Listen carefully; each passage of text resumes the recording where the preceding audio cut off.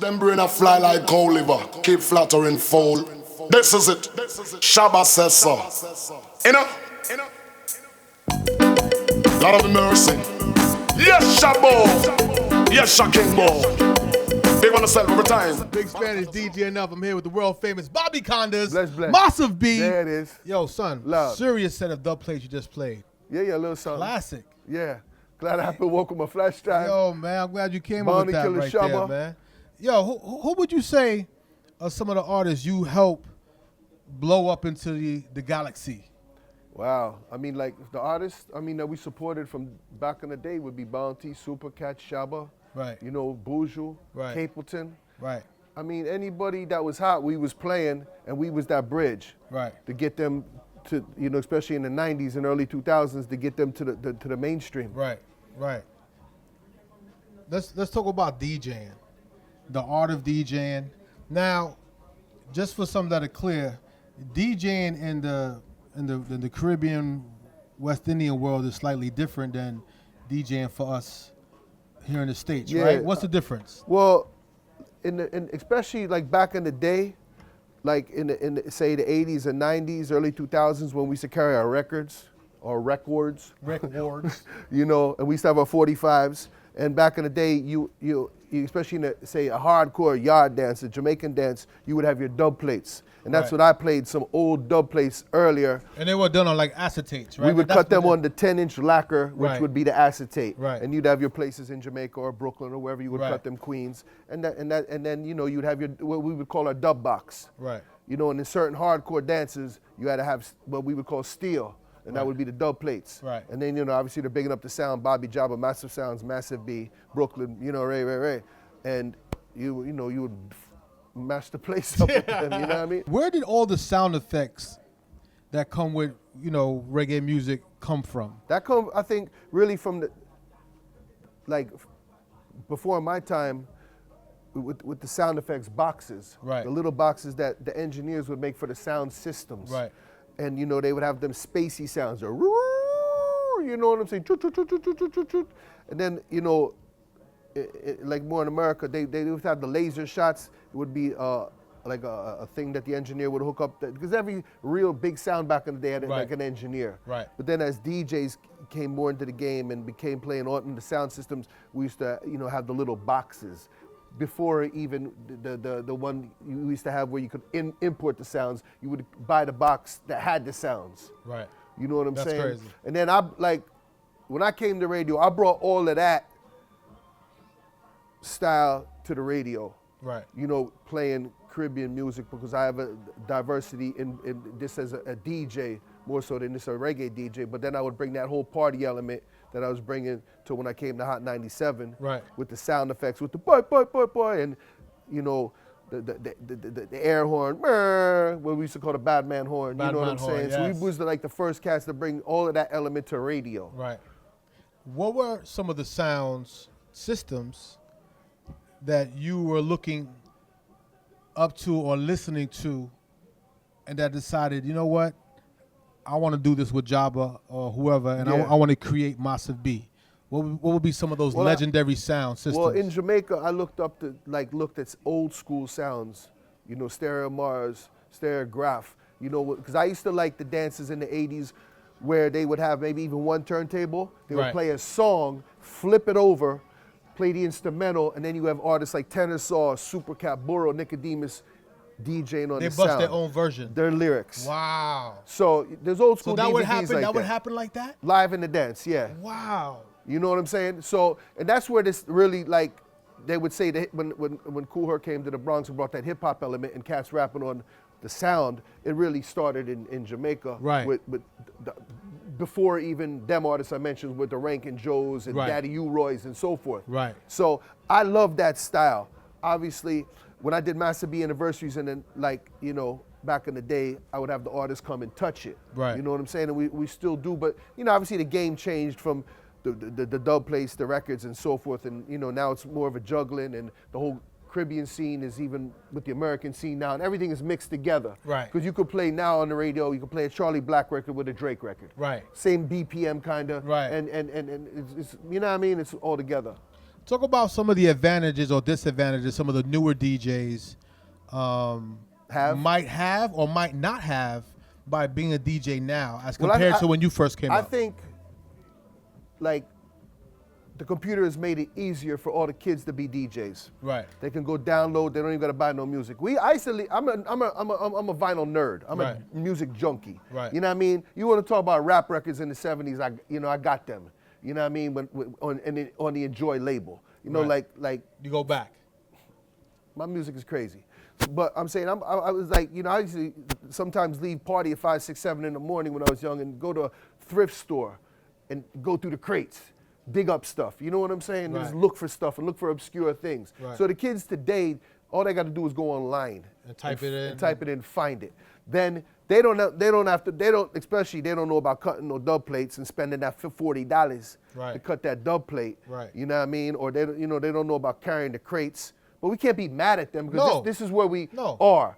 But the other thing is now, I think with an onslaught of so many DJs, now I don't know about the EDM world because I hear them cats are getting money. That's just a whole different world. Of course. But I'm talking about like in the hip hop reggae world, there's so many DJs that I think the value of the DJ has just become like regular, whereas the DJs, some of the hot DJs probably can't charge what we used to charge because there's so many DJs. So slightly watered down. Yeah, it definitely got a lot of Poland spray in it.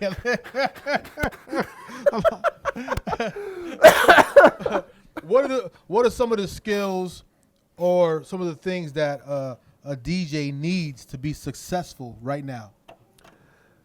To me, two of the hottest things that I think a DJ should know is when you're hired the DJ at dance, you don't play for yourself. You identify with the crowd you're playing for. Right.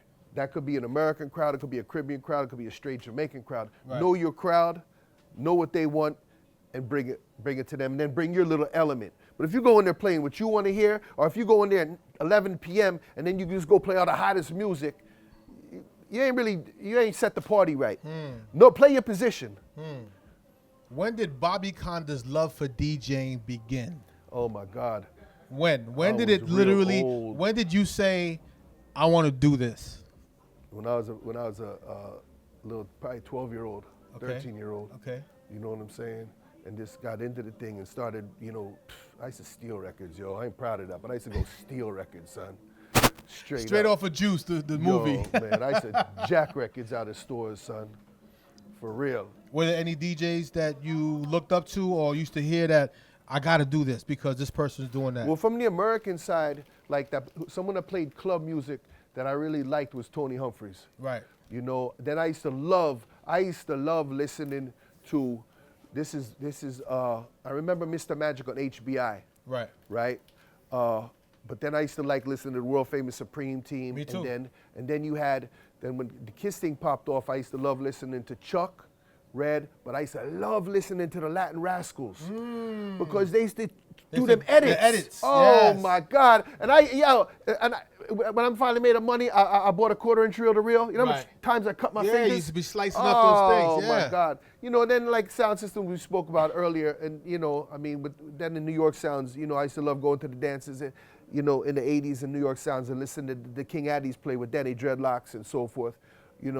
Downbeat the Ruler and so forth. So I just there's so many elements and so much music I love. Now a lot of the younger kids might not know, or people, period, but you're not just. I know Massive B is a sound system, and you're famous for your West Indian vibes and your reggae music and things of that nature. But from what I remember when you was playing house music. I was a hot boy DJ, man. I had the city locked. Yes, yes. Talk about that. Yeah, when I was more like before I started Massive B, and I was just a DJ, and I played everything. But I was really into the deep house music. I was really influenced by, say, Mr. Fingers, the sound coming out of Chicago in the middle '80s, the Trax Records, DJ International. So I produced some music on New Groove. And then that's when I came up with the poem, and can we play a little bit real quick? Let's play a little bit of. Hold on. Let's play a little bit of this poem real quick so people could understand the vibes of the This poem sound. shall speak of the rigid sea that washed ships to these shores, of mothers crying for their young, swallowed up by the sea. It started out with a poem from Muda Broka. It's a poem I got off a record. And what he's talked about in the poem, I related to names like Lumumba, Kenyatta, Nkrumah, Hannibal, a Akaton, lot. Malcolm, Garvey, Haile Selassie. This poem is vexed about apartheid, racism, fascism, the Ku It's a Klux, long record. House music, we used to make 8-minute records. Yeah. Jim Jones. This poem is revolting against first world, second world, third world, division, man-made decisions. This poem is no secret. This played like this one in the late 1990 in New York. Clubs used to rock till 7, 8 in the morning. This poem is watching you. You know what I mean? A lot of things was going on then. It was a different era. Messing up your brains. So this is when this played at 5, 6, 7 in the morning. Let's keep it a little low. But you Right? shall not stop. Listen. But this was the vibe, this was the sound, and this is what you were doing way before Massive B. Yeah. This poem shall Now I notice it says Massive Sounds. Yeah, well, so the it's the Massive, name. It's all the Massive connected. was your thing. Yeah. I like that. This is one 12-inch I wish I pressed. Might have to edit this, you know. It takes a Yeah, while. yeah, it takes a while. That's when they was pouring the powder on the floor, busting the house moves. Yeah, Whoa, whoa. Marshall Jefferson, Mr. Fingers.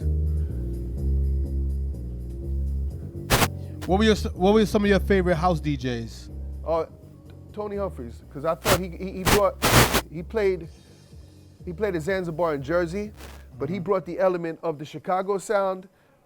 I mean, the Jersey sound, the club sound, the New York club sound, but then he Right. also embraced the new sound. Right. And he was playing all that stuff from Right. Chicago. Right. In Chicago, when that house thing probably kicked off, you remember Marshall Jefferson, Yes, Move Your yes, Body, Move Your Gotta Have Body. House. Yes. You know what I mean? You had Jungle Ones, you had Can You Feel It, Mr. Fingers, you had even the rappers, man, Jungle Brothers, Girl, Right. I House You. Right. You know what I mean? And then you had some Jersey records, but he was progressive with it. And real talk, he was the first big time DJ to play that production. That's what's up. You know what I'm saying? He showed me that love, and I remember I gave it to him on Reel to Reel. That's crazy. So we used to walk around with Reel to Reels back Reels to then. reels back then. Quarter inch. What is reel to reels for people who don't know what a reel to That reel would be is? like a tape, like a big cassette. You know what a Big, cassette is, right? Big. Yeah, but this big. But not look, a Yeah. cassette was this small. Reel to reels was this big. Yeah. I mean, we used to, prior to Master B, when I used to play in clubs, so we could play our exclusives, if we didn't have the money to cut them on Dubplate, we would bring the reel-to-reel machine Wow. and plug it into one of the lines. Wow. And you know what I mean? And play it. check, because of early production, Yeah. we want to listen to it. Wow, that's crazy. That's like Because I was that's playing at taking it. a party called, we had Wild Pitch parties, and there's some Wow. Brooklyn dudes, and it was like, we had reggae in one room, and then we'd play club music and house music in the other. Does Bobby Konders remember the first record you ever played on radio? No, but what I could tell you is I was responsible when I was mixing for BLS back in the late 80s. I couldn't be responsible for some of these records getting in rotation. Marshall Jefferson, Move Your Body. Junior Reed, One Blood. Telephone Love, J.C. Lodge. Foxy Brown, Sorry. Shelly Thunder, Koof. Nice. You know, and then, I mean, some of the other, like, he had a group out of Jersey called Blaze. This, like, some of that stuff, I was responsible. I tell you the truth, I could not tell you the first record I mixed on, for real, on radio. It's all good. It's all good, man. Where do you see DJing 25 years from now? Wow. I could just see cats walking in, like I guess they already are, with a flash drive and plugging it in something and then having something in their hand, and they don't even have the mix because they're going to have, if they don't have the pre-recorded mix, they might just have the songs that automatically go on beat. Because what happens is you got digital music. These DJs like don't really remember when you had to mix, say, records from the 70s or 80s when it wasn't a drum machine, when you had to mix First Choice, Right. Love Thing, Right. Let No Man Put Us Under, Right. Funkadelic, Knee Deep. Right. You know what I'm saying? All Or those even songs early- have different pitches, right? they're live drummers, so everything can just connect. So I could just see cats coming in, and I mean, from what I hear, even like the EDM DJs, they're just up there really doing things, but Right. they're not really doing things. Right, right. You know what I'm saying? And going, hey, hey. So, so I don't know. I don't know, man. Do you remember anything about mixtapes? No, I used to have my cassettes on the road. What was the world? Was the mixtapes the same for reggae music and house music? See, you had dancehall tapes. Right. Because you had your cassettes, right? And they needed VHSs. The VHSs are the parties, obviously. Right. But you had the cassettes. So you might have, the Clash cassettes. Or then you might have juggling cassettes, Stone Love juggling cassettes. Right. And then the Clashes, the Gyro Clashes, Bass Odyssey cassettes or whatever. And then, like what we would do is to help expose us. We made our own juggling cassettes. And I shipped them out when I would ship my 45s with my label. And I would just go around the world, and all of that helped Massive B. You shipped them out. Yeah. That's crazy. Oh, man. I think I got all the questions. Let's see.